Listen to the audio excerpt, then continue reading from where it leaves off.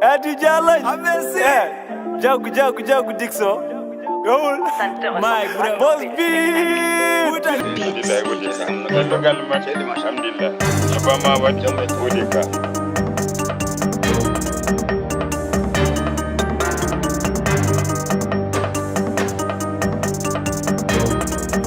Assalamu alaikum wa rahmatullah. Dunde baba Adama on calminama goto kala inde mum e yettode mudum. Hande ko émission réel hip hop min goni hande ko yoro hip hop, yoro DJing, yoro graffiting. Donc kala bido hip hop donc ma hal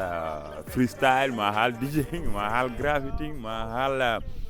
kala ko takki dum e ko tari dum sabu hip hop koko yaaji hano hanirta ni hande non dañmi hobbe ummi ba ha to Mauritanie. Donc onon buri andude beedo woni holbe en ben woni groupe EDK mo Kahedi, EDK mo Mauritanie, EDK mo Sénégal, EDK mo aduna fof. Hande non ko weltare parce que be ngoni koy wadde prépare de yaltinde mixtape goto suivi de l'album aussi et concert molnado do to Kahedi. Allah sago non min jawta dum don fof mi fama pamon kambene be pammina amen comme ça rendango fo min denda dum. Bienvenue et votre chaîne Fuul TV. Comme d'habitude min kewani wadde ni en mais beedo so be ngari Allah sago so be ngummi mo Mauritanie be ngari Sénégal Allah sago Fuul TV jabbobe Allah sago Fuul TV be aussi kadi tottobe micro parce que abe jeyabe ganduda abe gumi ko min barata ko Allah sago minen buri gumde ko be barata ko non koy dabbo wudorto mi quoi vraiment mi weltima no feewi copain, mi weltima e gargol mon Sénégal et puis kadi mboro wiya on bisimilla mon e leydi mon sabu Mauritanie e Sénégal maayo ala kerol non wajibe mbiyata maayo ala kerol. Diallo a salminama no feewi. Mi salmiti kadi wa Fuul TV fof kala yeɓuɓe Fuul TV mi salmini no feewi. donc ko Diallo Demba from EDK from Fouta nderɗo hande nder Dakar nder Sénégal yillade kadi so yaro min beltanima onon fof no feewi jarama. O wona Mam Cheikh ñamo ñebbe Cheikh noon armi haala noon kala guinvide Cheikh galle mum so jogi ñebbe yo moftu ɗum so jogi gertode yo moftu ɗum par ce que wujjat ɗiɗo didi fof taw sohlani gertode ko mo sohlani. Assalamu alaikum yeɓoɓe Fuul TV. assalamu alaikum yarato a salminama. Min belti min jogui beelema no fewi beelema to min gummi e to min gari ɗo nde wonno to min gummi ɗo min gummi koye yimɓe to min gari ɗo min gari kadi ko yimɓe ɓen yimɓe. donc yaro so a salminama ziarama weltare amen noon e garal amen e nder Dakaru jeey ko saare mon. mais Cheikh holko saabi garal mon e ummade Mauritanie arde ha Sénégal on ɗum woni première question parce que on kewani wadde ɗum ou bien Diallo tan boccitorono ara sahaji an boccitora ngara mais ngol lawol gardon onon dido fof holko saabi ɗum? Bon ni jeeya ko addi min par ce que min goni koye projet goto e maxi album biteɗo Jam ha heewa nak ko ɗum addi min ɗo ko wonde goo yindirde média o, ɗiɗi ziyarde yimɓeɓe, tati ƴewde kadi ko nande e yaro en mbawa ƴewde hokkodirde mumen miijoji, nayi ko yajnude hunde par ce que maayo wona keero nde wanno min wonno taw kadi territoire Mauritanie joni min naata banggue Sénégal o min tawɗo gandal ɓeydo e gandal ngal rutto wona gandal. donc ko ɗum addi min ɗo quoi. Machallah, ça fait peut-être 5 ou 6 jours ou bien une semaine gardon Dakar nde. Est ce que ko addi mon ko odoni hen? Ko addi min ko vraiment emin hen hedoro noon ko affaire o ne waɗi difficile seeɗa pour keɓa ko keɓɗa ko en tant que keɓa ko jiɗɗa ko en tant que ala ɗo yimɓe waaɓe gandanɗa hoore ma no yara en ni. donc alhamdulillah minen kam gueɗe ɗe wonko puɗɗi weɓande min nde wanno emin jogui ɗo yimɓe machallah hunde wonko min puɗɗi hebde hen. hande min jogui émission nani Fuul TV ɗaɗi télé gandanɗa hoore ma fulɓe nde wanno ko darogal fulɓe ngal fulɓe jiyata koye mumen. e somin gommimi ɗo kadi min jogui émission goɗɗo e radio. donc firti ko min addi min koye min hen min jiiɗo kadi wona kadi seeɗa min jiiɗo label comme no label Pako leñol en o e gueɗe baɗe noon. donc komin eminen gona e dow muɗum emin jooba komin joɓanno ko inchallah min mbiya yimɓe kadi yo pat ko arata. ok Diallo koye ma gartanmi quoi faami Cheikh wi on puddima yiide waaje be on puddima mais an namdoto maxi album o holko saabi maxi album pourquoi on gaddani album ou bien mais maxi album pourquoi e on darat caméra o hein tippel ses yarate ha keɓa ko jiɗɗa ko kadi wona jogade amen tagi min wadde ko peeje amen e feere amen en plus e yimɓe taariɓe amen kadi balli min hamin mbawi wadde ko wayni kadi yettoral no fewi en plus gargol amen ɗo e Dakar kadi aussi min mbawi wiide bonani amen par ce que ɓemin gaari ɓe jaɓɓima amen no foti jaɓɓorade ni kadi wona hunde wemde tawa jomum ne woni place mo gandanɗa hoorema an hoorema sa yimo koma wawi jogade on courage wawde jaɓɓade te jaɓɓade neɗɗo hande no wayi tidde sadde ni kanko feere fof no waɗi o wawi jaɓɓade min hen o heññi min to heeƴi ɗo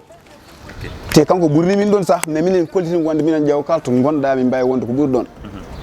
on courage kanko hokkima haw wawi ƴettude on charge kankone min gondemo ko ɗon kadi ko yettoral no fewi kadi ko boyoto gos mais o jogui courage taw neɗɗo so tawi yiiɗi hunde tan foof jarnete kanko nande o feliri yiide nde foof jarnimo donc maxi album EDK ma arde bagage ne waɗi ganduɗa hoorema ko heewi ha taake deƴe ko surprise pourquoi maxi album pourquoi on mbaɗani album tan eyyi komi mbimami tan wona jogade amen tagi mi wadde maxi album donc so tawi mbi mbaɗa album kadi ɓuuri hewde chargé par rapport maxi album ok donc c'est somi nani haalama ko moyen ji ɗi woni ko ngala ɗo raison pour laquelle mbaɗon maxi album ou bien jiɗnon tan ko wadde maxi album o pour genre par exemple jooɓari nani ko heddi ko nana e lawol kañum ko bon ko haali ko gonga wona jogade kono kadi minen musique amen guel min puɗɗi ko carrière min cuuɓi wadde carrière momin cuuɓi wadde o kadi kala ganduɗo e reka ne andi chemin mo rewi o par ce que min bon kala ganduɗo e reka ne andi ne chemin mo rewi o min mbaɗi mixtape min mbaɗi single aji min mbaɗi joni min jiiɗi ko rewde avant min jetto album o min mbaɗa maxi album pour ko adi foof somin gummimi maxi album o yimɓe sohlani namdal eɓe gandi min gon koye liggade komin liggoto ko album o min liggoto o nak ɗum addani min wadde maxi album o pour ɓe mbawa heɗade maxi album o kadi wawa liggade album o manam addana min keɓa retour e nder maxi album o min mbawa timminirde album o ko ɗum addani amen wadde maxi album kadi ko wiɗo ko woni boyo ɗon machallah on kadi jatigi ron diallo on wima ko o yiɗa min jippo hay nokku o yiɗa min gara hay nokku o yitta ko min gara e makko kanko wona jogademo wona haydara mais ko mbiyata ko tan ko anni o woni foof vraiment o yiɗi min haw yiɗani min o anni wonde kalto min goni omo yiɗi min gona ɗon kalto woni omo yiɗi min gona ɗon te kalto min leeli o yawat wonde sago makko yomin lela to ɓuuri to min leeli ɗo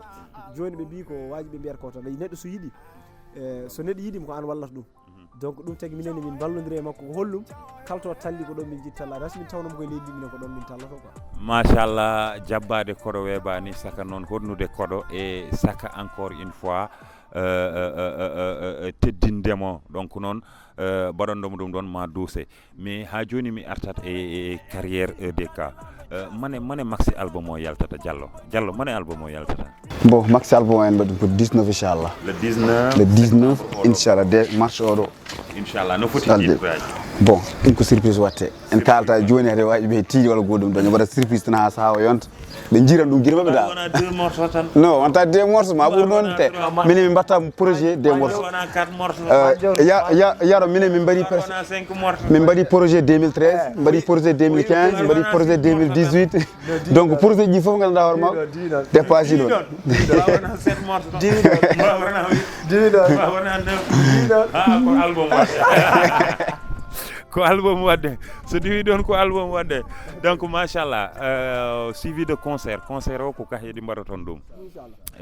oɗon ɗo est ce que promotion e banggue concert o to niveau de kaheɗi yimɓe tini EDK vraiment no foti wadde concert ɗo henna ete concert o ko pour sorti album o en même temps aussi kadi concert o no yarata bon yimɓe tini ɗum par ce que yimɓe hewɓe nangi hen juuɗe mumen côté Facebook côté TikTok côté hande to yimɓe tan ɓuuri focalisade ɗo yimɓe foof mbaɗi hen juuɗe mumen dal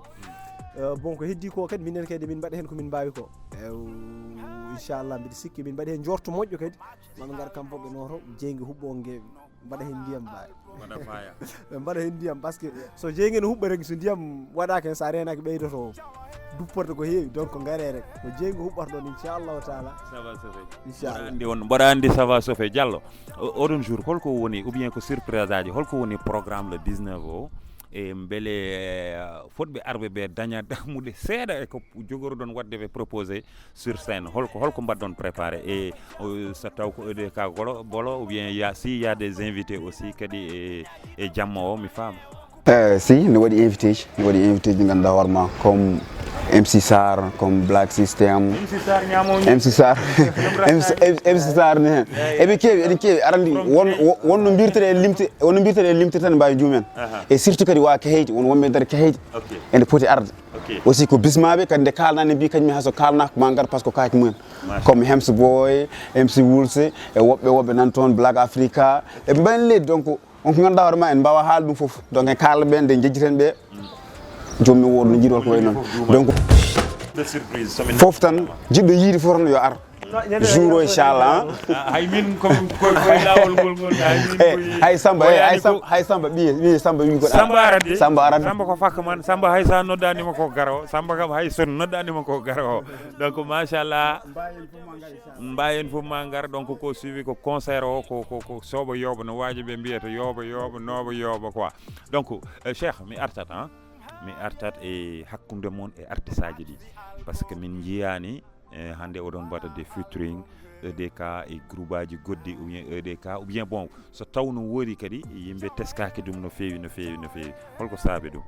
bon nde min mbanno mixtape amen 2018 no 2015 mbanno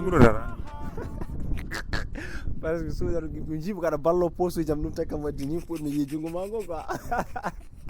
bon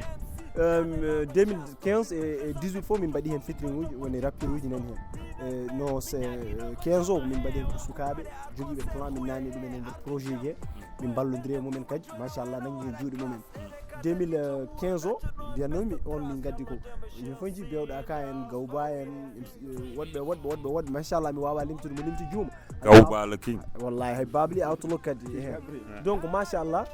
ɓen fof ɓe goni hen e ino MC yarahmu wallahi ndeysan yo Allah yurmomo yafoma on participe ino hen donc fitmi wonɓe min mbaddi featuring uji quoi heddoro noon ne waɗi hen certain yimɓe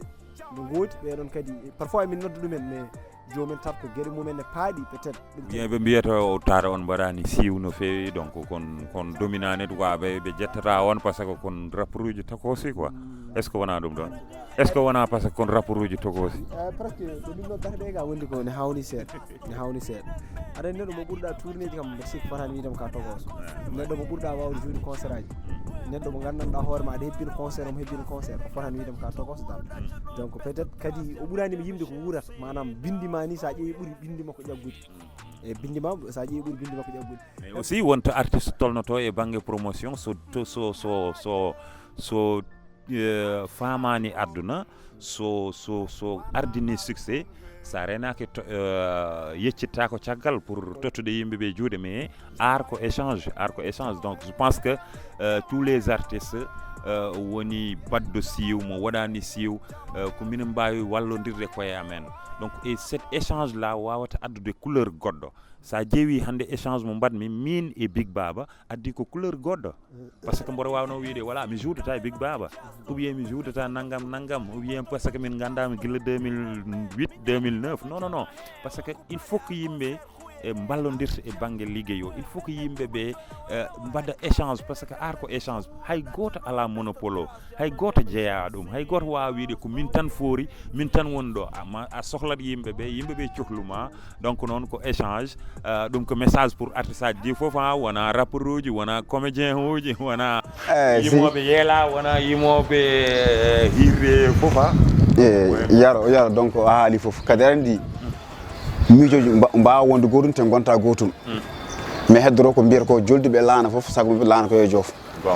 so tawi miijo mo jogui ngo walla miijo mo joguiɗa ngo walla miijo oye mo jogui ngo so tawi en ƴeewi gon miijo so tawi ne waɗi nafoore tan enen fof podde ñamtude hen minen wona waso wona haydara kala mo ganduɗa hoorema momin gandi oɗo ko do amen woni min jettotomo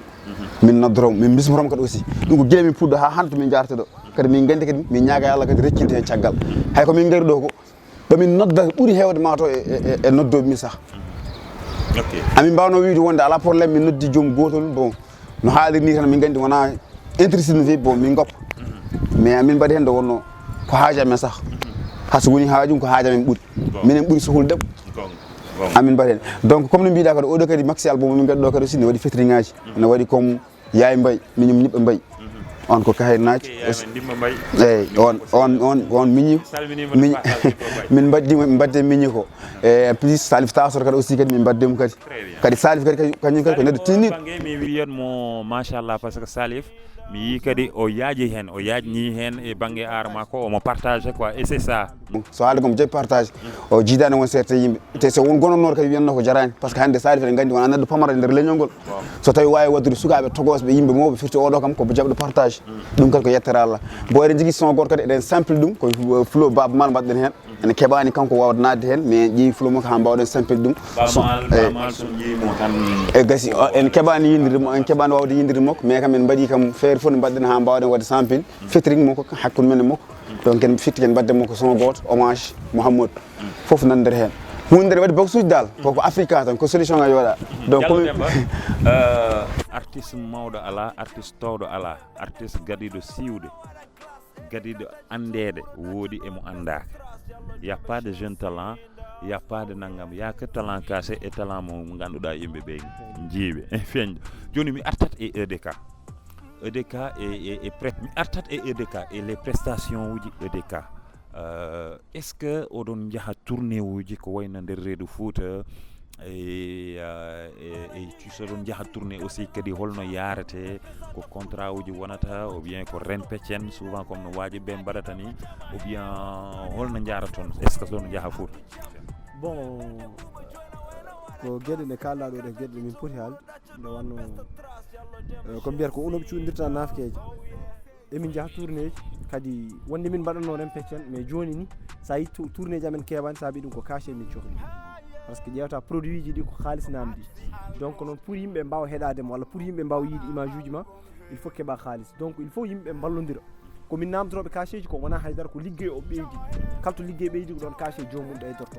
no caché jomum ɓeydorto gueɗal kesso heeɓa hen pour musique o wawa liggede kamɓe yaltoɓe galleji mabɓe ɓe keeɓa hen minen min keeɓa hen manam DJ heeɓa hen goɗɗum e goɗɗum heeɓa hen manam min jogui DJ amen on koye amen liggotto wona DJ kam ɗum ɗo mais ko DJ amen minen koye amen o jobdar kanko jogui platine amen e gueɗe baɗe noon koye amen o jobdar ew gueɗal son uji ɗi manam kilipaji ɗum woni kesso minen kadi komin yaltoɓe galle aɗa ɗacca nena aɗa ɗacca baba aɗa ɗacca foof donc c'est pour cela caché o ɓeydo seeɗa quoi joni somin jaa tourné min ke namdata ko caché eyyi waɗi caché ko million ngaji non caché heewan par ce que parfois min namdo ko Fouta ala kaali min namdo temedere ko fayi tan parfois min namdo temedere ko fayi heewan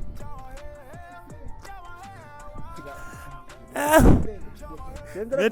temedere no heewri kam heewan par ce que sa ƴeewi ɗo joni clip tan ko namdoto ko ne heewi parfois clip kam ma yow hen plus de million ouais min piye clip tan min piye clip min tampa hen ƴeewani taw kesso ala ɗum heddoto minen kadi liggoto emin lijjito emin mbaɗa hen donc holno liggirton ko onon ittata moyen ji mon oɗon mbaɗa hen ou bien oɗon jogui bailleur gonɗo caggal mon no rokka mon kalis wiye a mbaɗe ɗum ɗo et puis essayer de développer ça yaro minen komo leer nde woodi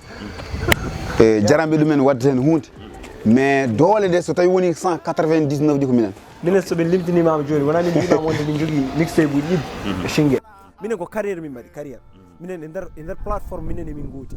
manam minen e industrie musical minen emin gooti quoi on wonɓe ɗo par exemple mi wiyani kaari succès e wodde wona gotum da parfois no yimɓe en ƴeewa succès mbasa ƴewde wonde succès noon hande hay TikTok ma no jiini ciiwi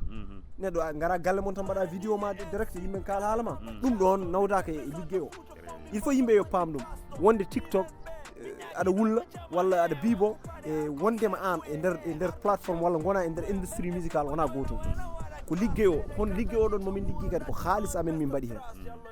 avant noon emin jogo yimɓe hande darotoɓe ne balla min ko minen gadino darade min balla hollum minen liggi hamin keeɓi maxi album oɗo e nder maxi album o ko on min teski hande fans club EDK rewɓe e worɓe ne ndendi ɓe mbaɗa kalis haysoko seeɗa emin jantini hen ko min jogui ko min mbaɗa hen alhamdulillah quoi hay ɗum ɗon min ngalano hanki sa dañi hande ka dañano hanki ko avancement donc firti ko alhamdulillah jaɓɓal ngal nana ɓeydo donc ɗum kadi EDK minen nden clipage amen e projet amen min mbattano compte amen min mbaɗatno ko compte uji goɗɗi mais guila min mbatti liggade min mbaɗa compte amen hande hayso ujunaji ɗiɗi neɗɗo e ko fayi ne jeeɓa min taw kadi ɓen ko abonniɓe compte uji amen ne jeeɓa amen firti ko ɓeɗon tan ene taga min ɓeydude golle min ɓeyda jaɓɓal min mbaɗa ko min poti wadde ko kadi joni ko seeɗa haydara min mbaɗa hen wondima min mbaɗa ko ɓuuri ko min mbaɗi par ce que mboɗo andi ko mbaɗa toon ko donc ko hunde wande fayida machallah et puis kadi a haali joni haala watka fayida carrière yaako deux ne waɗi carrière ascenseur et carrière escalier ɗum kam artiste ji paami e ɗum ɗon ne waɗi carrière mo ganduɗa ko carrière ascenseur et carrière escalier jette carrière escalier o par ce que nden gandata ko mbaɗata ko nden janggata lawol ngol ndel pamata lawol ngol yaawi leeli fof ka jettoy toon mais sa jettima carrière ascenseur no ngabbuɗa ni no ngabbuɗa ni non dellirɗa donc yimɓe ne mbawi wiide cheikh hande janggo yimɓe jejjita hay cheikh ni woɗino donc c'est très bien ara aussi kadi ko noon koma tampan ɗum appi voilà quoi koma mbaɗa yimɓe gabɓo hen et surtout kadi e banggue art e banggue pular weeɓani aussi comme no fewi holko woni ko jinnoɗon haalde taw min namdaki ɗum on ɗum par ce que émission o nana gasa ka wow jinno haalde emin jetta yaro ko adi fof non min kam min koye groupe o jeeyami donc taɗa koye groupe o jeeyami déjà mi haalno on min kam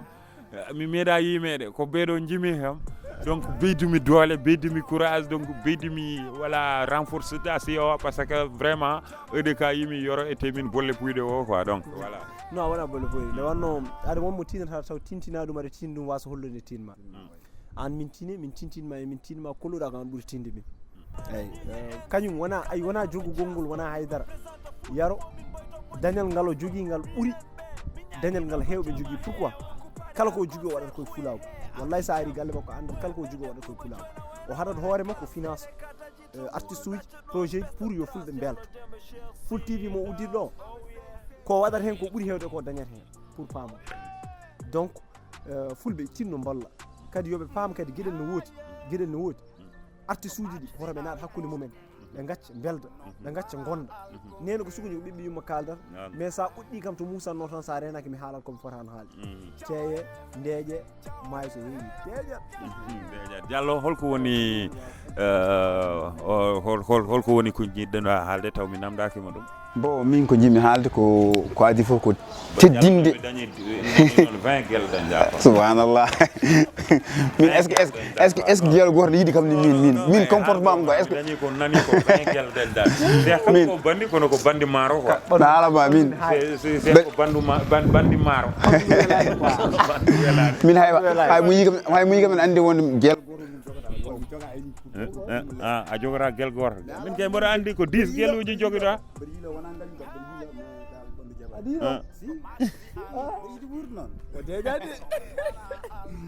ɗo kono mi heɓani bon mi salmini moon mi salmini kadi Fuul TV en plus mi salmini kadi jagguɓe e maxi album o comme Man's Beat mo Dre musique ko kayɗo woni kanko presque kanko charge o dal kanko wondi ɗum et en plus Hems Mbaye on ko tribu record woni ko Nakshot legal wiye Samia et aussi Obma Pro kadi aussi kañum ne nangi hen par ce que kanko tourne hay clip lawol o kanko tourne ɗum et amin calmini kadi woɓɓe mbayno leydi kala mo nanani innum yo faam ko ɗon mi fuɗɗori EDK from Fouta kajja EDK jaajef hen bébé Aïcha Hamri ay omono limtabde omono limta rewede kanko andi dal min kam anda Futagen onon fo do sharap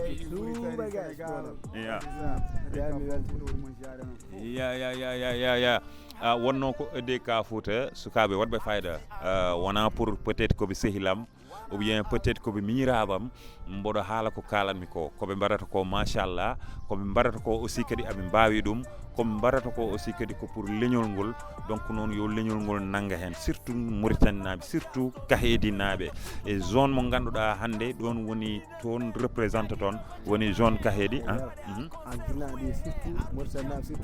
e Sénégal e naɓe Sénégal naɓe Sénégal par ce que ko Sénégal min goni non mbaɗa mi ara carte tag ɗum ɗo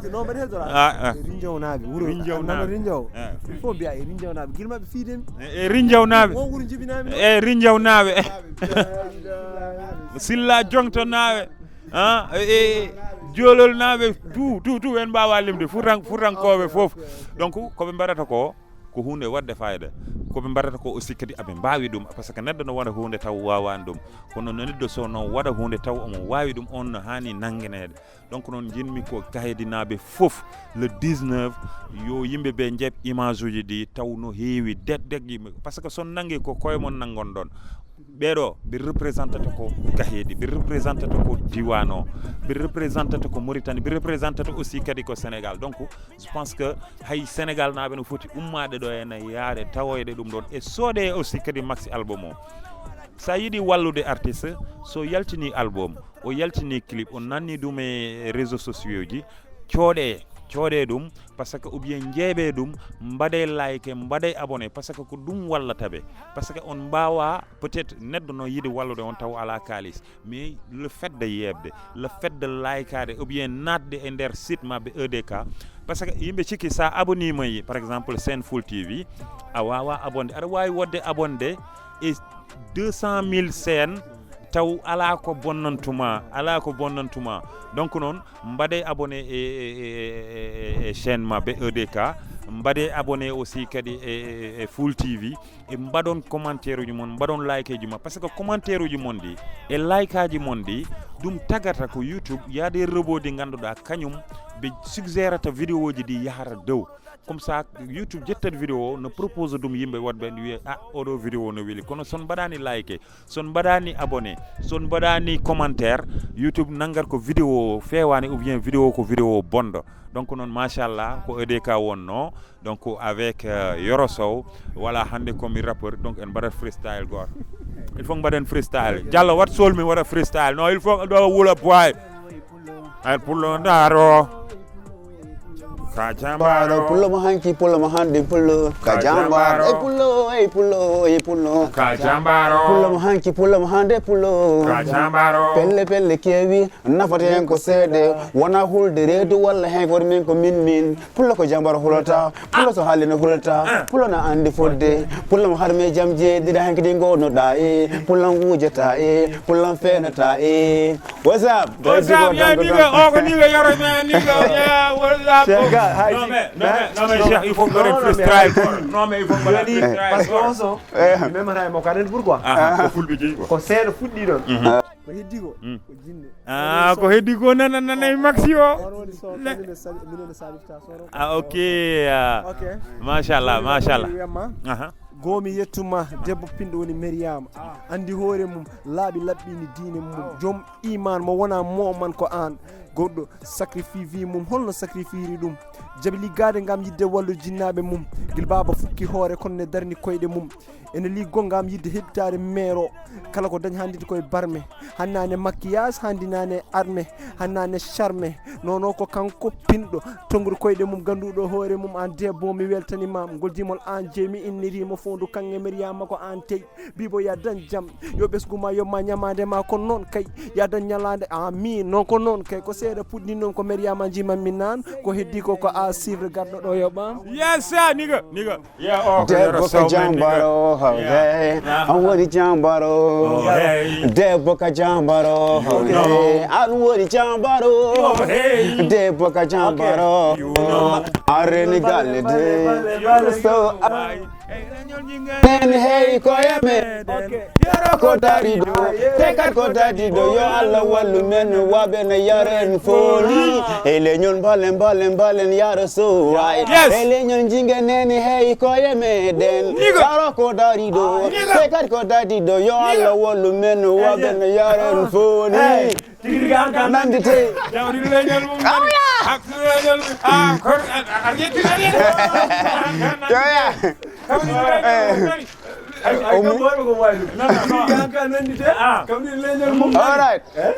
nani don't garden